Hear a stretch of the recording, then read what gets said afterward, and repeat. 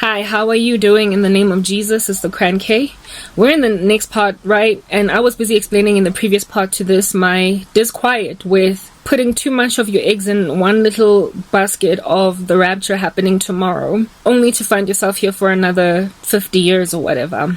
So, anyway, I was telling you guys about this gentleman whose content I found out about, and him as a human being that does the work of Jesus from this channel called End Times Productions.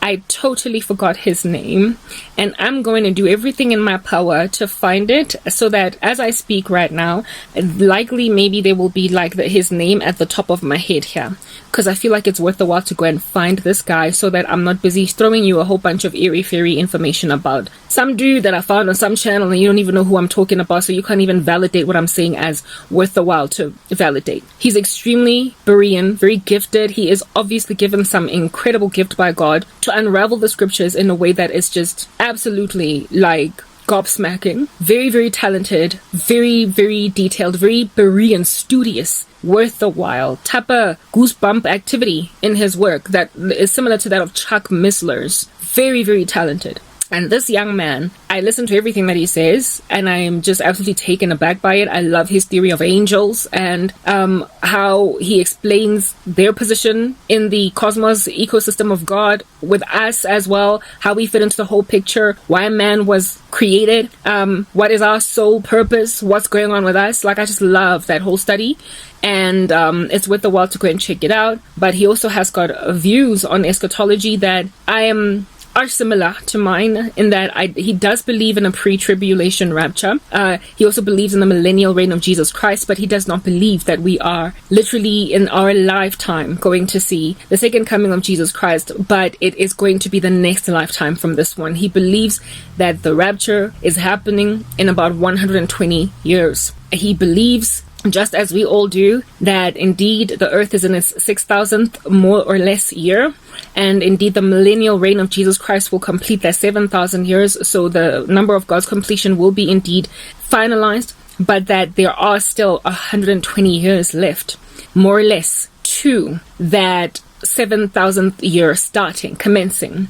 So obviously he's a dude into unpacking calendars and what have you. And we all know how in the body of Christ we've got different calendars that we look at, and people have got all these different theories. And there are many people who believe that we are literally at the 7,000th year. And at the 6,000th year, so we cannot go another 100 because then it would go outside of God's finality, his number of completion. And this dude is like, that's all good and well, it's right, but we are not yet 100%. We are literally sitting at, according to him, we are sitting on like 6,900 more or less in terms of the years that we are at, as opposed to at 7,000. No, we are sitting at 5,900, sorry, as opposed to at 6,000 mark. And so we still have another 120 years. Like, that's what he's saying. It caused my heart to faint and my spirit to crash within me. But because I do everything in my power to not be one of those people that gather for themselves a great number of teachers to teach them what their itching ears want to hear, even though it is not good news to me and I don't want to hear it, even though I am being bantered on my head an opposite view from the one that I have, I recognize the immaturity of, as a result of somebody telling you something you don't want to hear, walking away from it. So a lot of the content that I listen to online, I really don't want to hear it because my itching ears want to hear what I basically want to validate. I've got a confirmation bias dwelling in me. I'm aware of it. My confirmation bias is around that I want the rapture to happen tomorrow. I believe it's happening tomorrow. And so anyone that says that, I'm running with it. And that confirmation bias is the very thing that causes a whole bunch of people in the last days to gather for themselves a great number of teachers to teach them what their itching ears want to hear, not being prepared to endorse sound doctrine. So I watch that. I actively watch that propensity in me so that I can stop myself from clicking away from someone that, in a very natural, intellectual sense, makes absolutely 100% sense. But I'm walking away because he's not saying what I want to hear. I don't want to disregard or ignore my ability to ration, reason, logic, and gauge an argument as worth the while to listen to. On that day, you are not a responsible debater.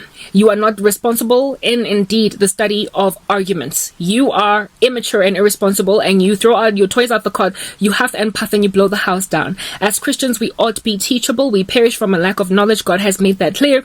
And when a person rocks up and gives a different vantage point, we have a responsibility to listen to it in a very Berean capacity where we use the word of God to either debunk it or confirm it. So as a result of having that kind of mindset, in and of myself, I am quite the academic. I can't just write this guy off because, like I said, I've got a confirmation bias that leans more towards the rapture is happening in the next 2 years, 5 days, even 2 seconds, right? But it's irresponsible to be that way without even, so much as batting an eyelid in the direction of whoever is speaking just because they happen to disagree with you on this particular thing. So this gentleman that unpacks this theory is just literally too intelligent, too Chuck Mislery, too gifted in dividing the word of truth. He is so gifted that I can't write him off on anything that he speaks about, whether or not I already have a predisposed notion on it. I literally cannot write him off responsibly.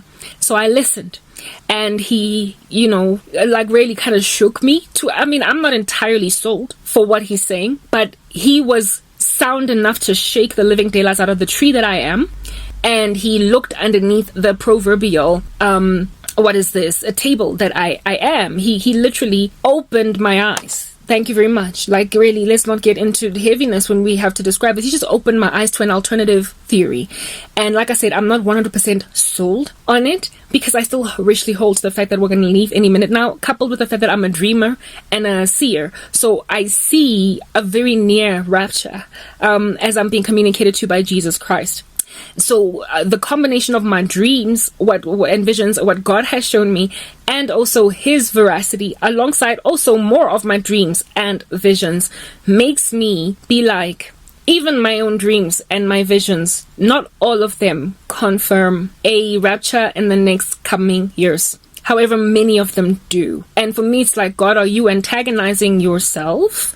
Or are you showing me dimensions of vision or layers of vision that are all within some kind of a conundrum that if you throw variables in it, the outcomes might be different, even though you, being a sovereign God, ultimately know what the choices individuals within these conundrums are going to make, and so what the end result is going to be. And what I'm seeing are varying outcomes of this conundrum because I am limited in my knowledge, whereas you are not. I have seen myself in old age with a crown of glory on my head called silver hair and a whole bunch of children with children with children, and just getting to that place. I have been told that I'm like Elijah in the sense that I won't die, but I have also been told that I will get to a ripe old age.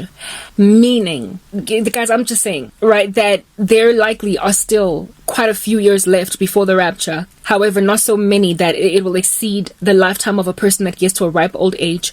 I'm currently 38.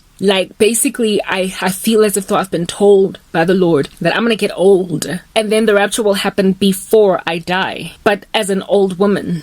And like I said, that's something I saw, right? But I also have had some dreams where my mother is shocked out of her mind, crying like a woman that has just lost a child because the rapture happened. My mom is not going to get to my age of 90 or 100. She does not have that many, she's got 2 decades at most left. So I literally cannot put the pieces of the puzzle together based on my dreams. And I don't know what to believe. But all I know is that what God is likely doing with those dreams is trying to get me to have a healthy, balanced view of this world that is not too end-timesy to a point of not living. But also to understand just how seriously in the last days we are, sufficiently enough for me to understand that I might just leave tomorrow. Let's move to the next part so we can keep on unpacking.